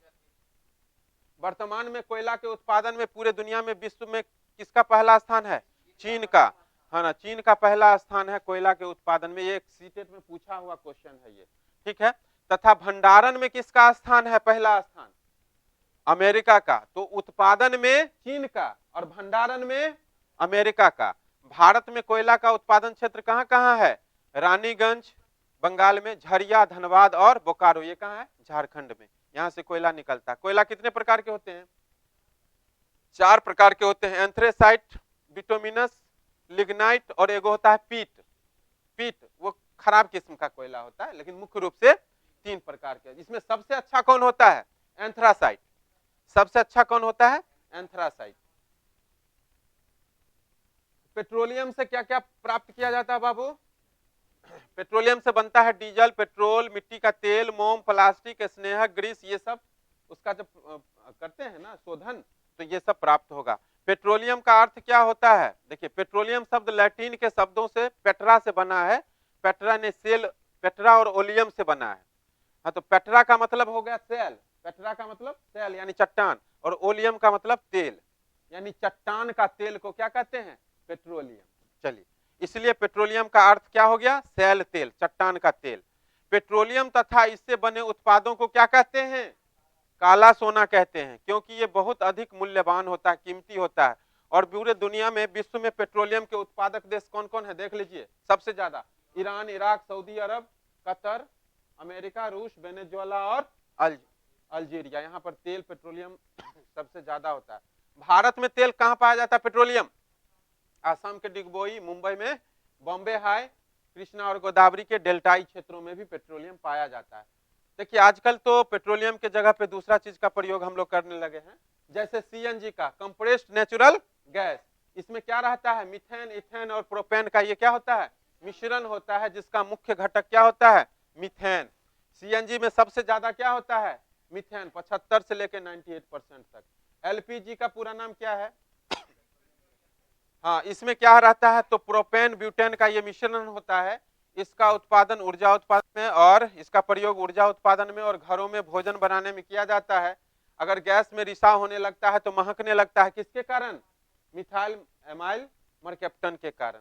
ठीक है, इसकी गंध बहुत दूसरे तरह का महकने लगता है इसी के कारण। जल विद्युत का नाम सुने ही हैं आप लोग, पनबिजली। विश्व का पहला जल विद्युत जो है उत्पादन करने वाला देश कौन था? नॉर्वे। पूरे दुनिया में सबसे पहले पनबिजली उत्पन्न किया था नॉर्वे। भारत में कुछ प्रमुख जल विद्युत केंद्र कहाँ कहाँ है देख लीजिए। भाखड़ा नांगल किस नदी पर है? सतलज नदी पर। गांधी सागर नर्मदा नदी पर। दामोदर नदी, ये दामोदर पर ही है, दामोदर नदी पर। कहाँ? झारखंड और बंगाल में। सलाल विद्युत परियोजना ये चिनाब नदी पर है। कहाँ? जम्मू कश्मीर में। संसाधन किसे कहते हैं? कहता है प्रत्येक वस्तु जिसका उपयोग जो है आवश्यकता को पूरा करने के लिए किया जा सकता है, उसी को क्या कहते हैं? संसाधन। तो मनुष्य एक संसाधन है कि नहीं? सब संसाधन का जनक तो मनुष्य है। मनुष्य सबसे बड़ा संसाधन, सब तो उसे ही ने बनाया। पेटेंट किसे कहते हैं? पेटेंट कहता है कॉपीराइट होता है, अधिकार होता है। इसका तात्पर्य किसी विचार या आविष्कार पर एकमात्र अधिकार से। आपने आविष्कार किया तो उस पर अधिकार किसका? आपका। जिस देश ने किसी मेडिसिन का आविष्कार किया तो उस मेडिसिन पर उस देश का क्या होगा? पेटेंट होगा, अधिकार हो जाएगा, उसी को पेटेंट कहते हैं। मनुष्य सबसे बड़ा संसाधन है, ये तो बता ही दिए। और संसाधन दो प्रकार के होते हैं, नवीकरणीय और अनवीकरणीय, है ना, दोबारा प्रयोग के आधार पर। तो वह संसाधन जिसे दोबारा हम प्राप्त कर सकते हैं उसको क्या कहते हैं? नवीकरणीय, है ना। जैसे सौर ऊर्जा, पवन ऊर्जा, ये कभी खत्म होने वाला है? कभी खत्म नहीं होगा, पवन ऊर्जा हमेशा चलते रहेगा, तो इसीलिए इसको नवीकरणीय। कुछ ऐसे ऊर्जा है जो कि एक बार प्रयोग के बाद हमेशा के लिए खत्म हो जाएगा, उसको क्या कहेंगे? अनवीकरणीय। ठीक है, जैसे क्या होगा? कोयला, पेट्रोलियम, प्राकृतिक गैस, ये सब क्या हो जाएगा? अनवीकरणीय हो जाएगा।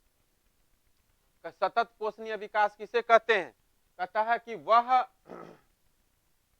सतत पोषणीय विकास, सस्टेनेबल डेवलपमेंट, कहता है कि इसमें क्या होता है? जीवन के सभी रूपों का आदर और देखभाल करता है, सभी का ध्यान रखा जाता है और मानव जीवन की गुणवत्ता को बढ़ाना इसका उद्देश्य होता है। जीवन, पृथ्वी की जीवन शक्ति और विविधता का संरक्षण करना सतत पोषणीय विकास का लक्ष्य है और प्राकृतिक संसाधन के ह्रास को कम करना भी सतत पोषणीय विकास का लक्ष्य है। तो ये ऑप्शन में आपको चारों रह सकता है, देख लीजिए एक बार ध्यान से। ठीक है, सस्टेनेबल कंटिन्यूअस डेवलपमेंट। ठीक है, तो ये इसमें ये चारों गुण होना जरूरी है। चलिए अगला देखते हैं, और भी है। पर्यावरण के प्रति व्यक्तिगत व्यवहार और अभ्यास में परिवर्तन, समुदायों को अपने पर्यावरण के देखभाल करने योग्य बनाना। ठीक है, अगला देखिए क्वेश्चन है, तंजानिया जो है किस महादेश में है? अफ्रीका में है। और यहाँ की मिट्टी बहुत कम उपजाऊ होती है तंजानिया में। इस क्षेत्र में लाल मिट्टी पाई जाती है और यहाँ पर कौन सी फसल होती है? मक्का और सेम की खेती होती है। उसी तरह से न्यूजीलैंड जो है वो कहाँ है? ऑस्ट्रेलिया के दक्षिण में है और यहाँ पर बड़े बड़े चारागाह हैं जहाँ पर भेड़ पालन किया जाता है। न्यूजीलैंड ऑस्ट्रेलिया के किस दिशा में है? दक्षिण दिशा में। अच्छा, भूस्खलन जानते हैं? भूमि का टूटकर गिरना, इसको कम कैसे कर सकते हैं हम लोग? ठीक है, भूस्खलन रोकने का प्रविधि है कि भूस्खलन प्रभावित क्षेत्रों में मानचित्र बनाकर और इसमें प्रभावित होने वाले स्थान को पहले निर्देशित करिए। दूसरा काम है कि भूमि को खिसकने से बचाने के लिए अवरोधिका दीवार का निर्माण करिए। तीसरा है कि वनस्पति आवरण यानी वनस्पति पेड़ पौधा ज्यादा लगाइए और सतही अपवाह तथा झरना प्रवाहों के साथ साथ भूस्खलन की गतिशीलता को नियंत्रित करने के लिए पृष्ठित अपवाह नियंत्रण उपायों को क्या करना है? क्रियान्वित करना है, ज्यादा से ज्यादा ध्यान देना है। ठीक है, पृथ्वी पर अलवण जल कितना प्रतिशत? 2.7% पाया जाता है और इसका लगभग 70% भाग जो है वो बर्फ के रूप में ध्रुव पर और पर्वत पर हिम से घिरा हुआ रहता है, हिम से आच्छादित रहता है। केवल 1% जो है वो अलवण जल मानव के उपयोग के लिए उपलब्ध रहता है, मात्र 1%। ठीक है, हाँ, अवस्था में भारतीय नागरिक, मतलब बताइए कि भारतीय नागरिक एक दिन में कितने जल का उपयोग करता है? हम लोग औसतन 150 लीटर। अब कहिएगा हम तो सर 2 बाल्टी से नहाते हैं, 150 लीटर कहाँ, तो ये एवरेज निकाला गया है। अब बहुत लोग बर्बाद भी तो करते हैं, तो उस तरीके से। हाँ, भारत में प्रथम जल विद्युत कहाँ खोला गया था? पश्चिम बंगाल दार्जिलिंग में 1897 में। उसके बाद दूसरा जो है 1902 में कावेरी नदी पर शिव समुद्रम विद्युत केंद्र स्थापित किया गया था। ठीक है। गुजरात के सौराष्ट्र प्रदेश में स्थित अमरेली जो है उसकी जनसंख्या 1.25 लाख है, और यहाँ पर पानी के अभाव हो जाता है, तो बाहर से यहाँ पर पानी मंगाया जाता है। ठीक है, क्योंकि आबादी वहाँ की क्या है, बहुत ज्यादा। जगह याद रखिएगा, अमरेली में पानी बाहर से मंगाया जाता है। अमरेली कहाँ है? गुजरात का एक शहर। जल संसाधनों का संरक्षण हम कैसे कर सकते हैं? वृक्षारोपण के द्वारा, है ना, और पोखर तालाब या जलकुंड बना करके वर्षा जल को एक जगह संग्रहित करके, जिसको अभी तो पढ़े थे टाँका कहा जाता है ना, वर्षा जल का संग्रहण, तो वो करके सिंचाई के तकनीकों में ये सुधार करके। अब जैसे पटवन करना है, बोर्डिंग खोल दी, अपना पानी बह रहा है, बर्बाद हो रहा है, तो आजकल इसका नया तरीका चला है पटवन का, क्या? सिंचाई का। हाँ, स्प्रिंकलर, इस तरह का होता है स्प्रिंकलर। देखिए ऐसा मशीन होता है, ये मशीन होता है, इसमें पाइप जोड़ देगा। अब ये जो है मूव करेगा चारों तरफ, घिरनी के जैसे नाचेगा, और जितना आवश्यकता, जितना नमी चाहिए उतना चला के इसको क्या करना है, बंद कर देना है। तो इससे पानी का बचत होता है। ठीक है। हाँ, स्प्रिंकलर, या इसी को क्या कहते हैं, ड्रिप या टपकन विधि भी इसी को कहते हैं। ठीक है। भारत के उत्तर पूर्वी क्षेत्रों में बांस सबसे ज्यादा होता है। बांस का पौधा सबसे ज्यादा कहाँ होता है? उत्तर पूर्वी क्षेत्र में। रेशम कीट किस पेड़ पर पाया जाता है? शहतूत के पेड़ पर रेशम कीट पाया जाता है। हमारे देश में गिद्ध जो है विलुप्त होते जा रहे हैं, इसका कारण क्या है? इसका कारण है कि ये जानवरों को जो दवाई दिया जाता है, जिसमें दर्द निवारक दवाई होता है, डिक्लोफेनिक, एस्प्रिन और इबुप्रोफेन, तो ये सुई जब पड़ता है पालतू पशु को, वो जब मर जाता है उसी को ना गिद्ध खाता है, तो उससे गिद्ध का किडनी खराब हो जाता है, किडनी, है ना। इसी से किडनी खराब होगा तो गिद्ध क्या हो जाएगा, मर जाएगा। यही हो रहा है, विलुप्त हो रहा है। विश्व की वनस्पति के मुख्य रूप से विश्व के वनस्पति को 4 भागों में बांटते हैं। एक होता है वन, दूसरा होता है घास, तीसरा होता है गुल्म, और एक होता है टुंड्रा। ठीक है, जैसे ये सब तो वन पढ़ ही लिए थे, क्या होता है, घास, छोटी छोटी झाड़ियां, गुल्म वही तरह का होता है। टुंड्रा क्या होता है, कहता है शीत ध्रुवीय प्रदेशों में कौन सा वनस्पति पाया जाता है, टुंड्रा, और जिसमें मुख्य रूप से मॉस और लाइकेन होते हैं। जो जीव जंतु 50 वर्ष तक नहीं देखे जा सकते हैं, उसको रेड डाटा बुक में शामिल कर दे। मतलब ये दुनिया से क्या हो गया, विलुप्त हो गया, अब नहीं दोबारा आने वाला है, जैसे डायनासोर खत्म है। ठीक है। 42वें संविधान संशोधन के द्वारा अनुच्छेद 48 क में यह कहा गया कि राज्य पर्यावरण के संरक्षण एवं समृद्धि के लिए प्रयास करेगा। यानी किसी राज्य में पर्यावरण संरक्षण के लिए जो कानून बनाए जाएंगे, किस अनुच्छेद के तहत बनाए जाएंगे, 48 का क। प्राकृतिक वनस्पति और वन्य जीव जंतुओं की सुरक्षा के लिए राष्ट्रीय उद्यान, वन्य जीव अभ्यारण्य, जैव मंडल स्थापित किए गए हैं। ठीक है। काजीरंगा के बारे में आप जानते ही हैं, कहाँ है, असम में है, गेंडा और हाथी के लिए। पहली सफल यंत्रीकृत वस्त्र मिल कहाँ खुली थी, 1854 में कावसजियन डावर के द्वारा। ठीक है। कोयम्बटूर को क्या कहते हैं, दक्षिण भारत का मैनचेस्टर। अगर बात उत्तर भारत की करेंगे तो क्या हो जाएगा आंसर, कानपुर, है ना। दक्षिण भारत का क्या हो जाएगा, कोयम्बटूर, और उत्तर भारत का कानपुर। ओसाका जो है ये जापान का मैनचेस्टर है। ओसाका जापान का एक प्रमुख जो है वस्त्र निर्माण केंद्र है, और यह जापान का मैनचेस्टर है। ओसाका किस नदी के किनारे है, योडो नदी के किनारे है। बेंगलुरु जो है ये दक्कन का पठार के भाग पर अवस्थित है, और इसे सिलिकन पठार भी कहते हैं, सिलिकन सिटी भी तो उसे ही कहते हैं। सबसे पहले सूचना प्रौद्योगिकी आईसीटी की घोषणा 1992 ईस्वी में कहाँ की गई थी, कर्नाटक के बेंगलोर में। भारत में बेंगलोर में सर्वाधिक संख्या में क्या होता है, सूचना प्रौद्योगिकी महाविद्यालय। सबसे ज्यादा जो है आईसीटी का यूनिवर्सिटी या कॉलेज कहाँ है, बेंगलोर में ही है।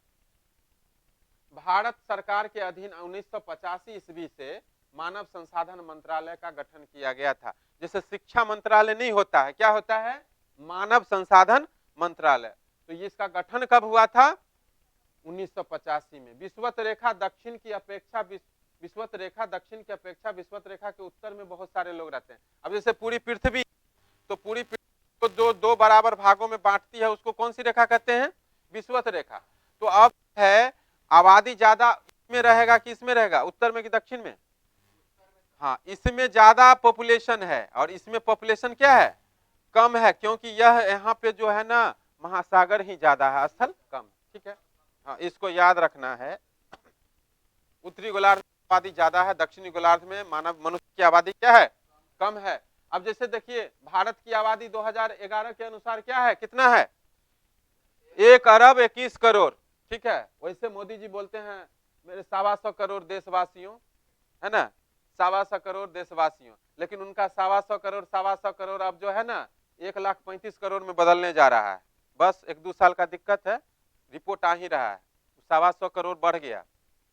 चलिए, संपूर्ण विश्व का औसत जनसंख्या जो है घनत्व, पूरे दुनिया का जनसंख्या घनत्व जो है कितना है? 51 व्यक्ति प्रति वर्ग किलोमीटर। सबसे अधिक जनसंख्या घनत्व जो है वो एशिया में कहाँ है? मध्य एशिया में घनत्व सबसे ज्यादा है। भारत की जनसंख्या घनत्व कितना है? 382 व्यक्ति प्रति वर्ग किलोमीटर। ये कब के अनुसार? 2011 के अनुसार। अब बढ़ जाएगा। 1804 में विश्व की जनसंख्या कितनी थी? 1 अरब पूरे दुनिया की जनसंख्या थी। अभी 125 करोड़ केवल भारत की जनसंख्या है। सोच लीजिए, मतलब भारतों से कम जनसंख्या पूरे दुनिया का था ना। हाँ बताइए, 1804 में।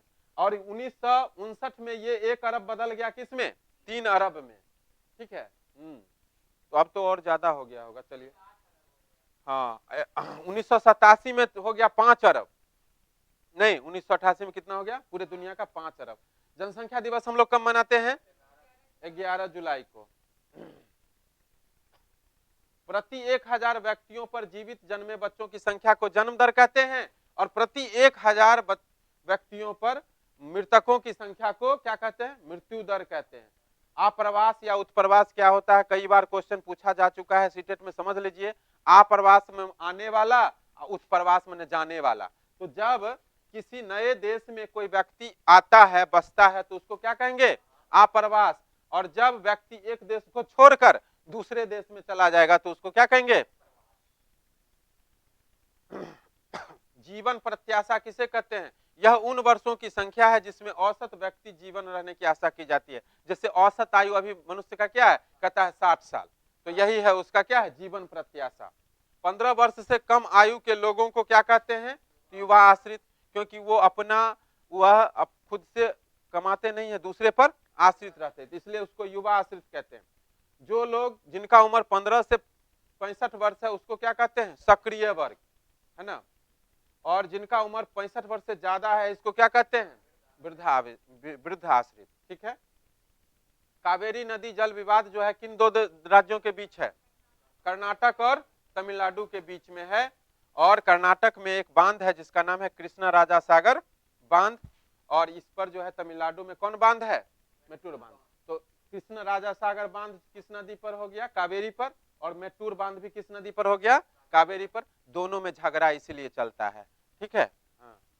विश्व की जनसंख्या जो है वो 90% जनसंख्या मात्र 30% जमीन पर रहती है, और 70% जमीन पर मात्र 10% जनसंख्या रहती है। सोचिए, कहीं पर बहुत ज्यादा आदमी तो कहीं पर आदमी ही नहीं है। नहीं, ये है जनसंख्या का वितरण। एक फुल फॉर्म है, यह पूछता है CITES, इसका फुल फॉर्म क्या होता है? The convention on international trade and endangered species of wild fauna and flora. ठीक है।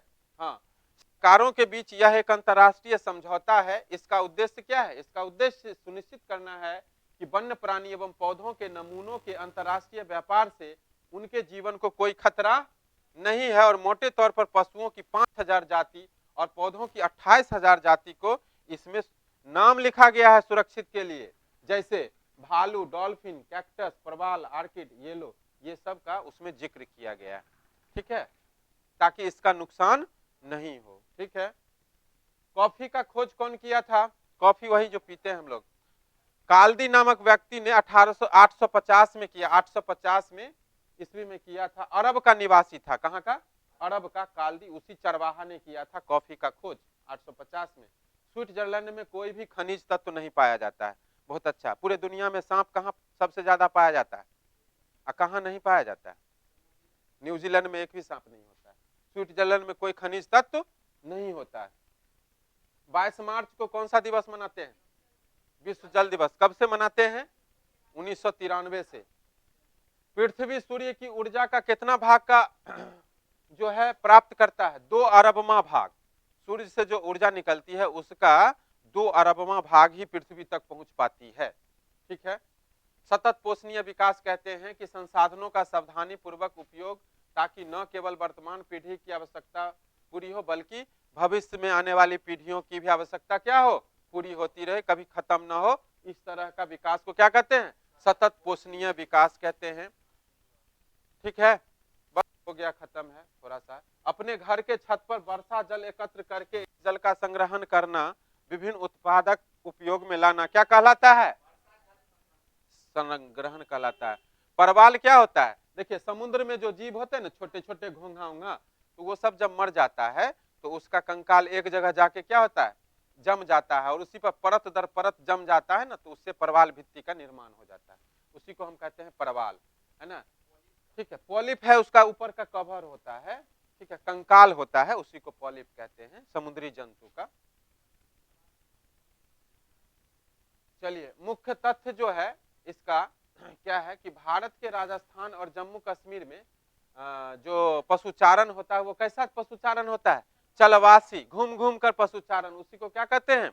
चलवासी पशुचारण। ये कहाँ कहाँ होता है? जम्मू कश्मीर और राजस्थान में। देखिए, लास्ट क्वेश्चन है आज का, इस सेशन का सबसे अंतिम प्रश्न आपके सामने में है। और कल से हमारा जो कार्यक्रम है वो इतिहास का चलेगा, कंटिन्यू नॉन स्टॉप। टोटल जो है आपका पूरा 6, 7 और 8 का कंसाइज नोट्स, जो कि आपके सीटेट के लिए बिल्कुल ब्रह्मास्त्र का काम करेगा, एकदम रामबाण का काम करेगा। कल हम लेकर के आएंगे संपूर्ण अध्ययन इतिहास का पूरा, है ना, एक ही वीडियो में पूरा क्लास खत्म। हालांकि ज्योग्राफी का 3 पार्ट में हम बना के आपको दिए हैं। आज का पार्ट जो था ये एकदम लास्ट पार्ट था, पार्ट 3 था। इससे पहले 2 पार्ट बनाए हुए थे, और वो हमारे यूट्यूब के चैनल पे अपलोड है, आप कभी भी उसको खोल करके देख सकते हैं। ठीक है, तो थोड़ा सा आज स्पीड कुछ ज्यादा था, ठंडा कुछ ज्यादा है, और अभी शाम के बज रहे हैं कितने? शाम के 8 बज रहे हैं। हमको लगता है सब लोग अपने रजाई में और कंबल में घुसे होंगे, और हम अभी यहाँ पर आपके लिए काम कर रहे हैं। ठीक है, चलिए, फिर भी आप अच्छा करिए, मेरी शुभकामनाएं हैं, और बेहतर देने का मैंने प्रयास किया है। हो सकता है कि इसमें कुछ तथ्य छूटा होगा, तो उसको हम एक शॉर्ट नोट्स और बना करके हम आपको दे देंगे, लेकिन छोड़ेंगे नहीं, पूरा कंसाइज नोट्स आपको हम दे ही देंगे। 1 से 2 दिन के अंदर हम कंप्लीट करते हैं। ये लास्ट क्वेश्चन था कि औद्योगिक विपदा जो एक बार हुई थी हमारे भोपाल में, भोपाल कहाँ है? एमपी, मध्य प्रदेश में। वहां पर 3 दिसंबर 1984 को एक दुर्घटना हुई, गैस त्रासदी हुई। ठीक है, लगभग 12:30 रात्रि का समय था। लोग अपने घरों में सो रहे थे निश्चिंत होकर के, है ना। और वहां पे एक फैक्ट्री में काम करने वाले भी लोग थे, बहुत सारे लोग थे। और वहां पर एक यूनियन कार्बाइड नामक कंपनी थी, जहां पर विषैली गैस थी, एक मिथाइल आइसोसाइनेट, उसमें रिसाव होना शुरू हुआ, और जिसके कारण पूरे भोपाल में त्रासदी मच गई, और 35,598 लोग जो है असमय काल के गाल में समा गए। तो चारों तरफ जो है पूरा हाहाकार मच गया था। इसको याद रखिएगा, एक बार नहीं, कम से कम 5 बार ये क्वेश्चन सीटेट में पूछा है, इसलिए पूरे चीज को, हाँ, भोपाल, डेट, टाइम, कौन सा गैस था, कंपनी का नाम क्या था, कितने लोग मरे थे, सारा कुछ एकदम देख लेना। एक एक पॉइंट जितना हम बोले हैं, जितना लिखा हुआ है, वो मोस्ट VVI है आपके लिए, समझ लीजिए। ठीक है, यही कंपनी था, देख लीजिए, पूरा में जल के भस्म हो गया, एकदम पूरा आग लग गया, सब लोहा लगकर सब जल के राख हो गया था। ठीक है, ये जो है ये ऐसी रात थी जिसकी कभी सुबह ही नहीं हुई। वो रात अंतिम रात थी, पूरा कंकाल में बदल गया, सब लोग मर गए, हड्डी तक गल गया। ठीक है, तो ये चीजें थी, इसको याद रखिएगा। चलिए, ये खत्म है। Thank you very much, good night.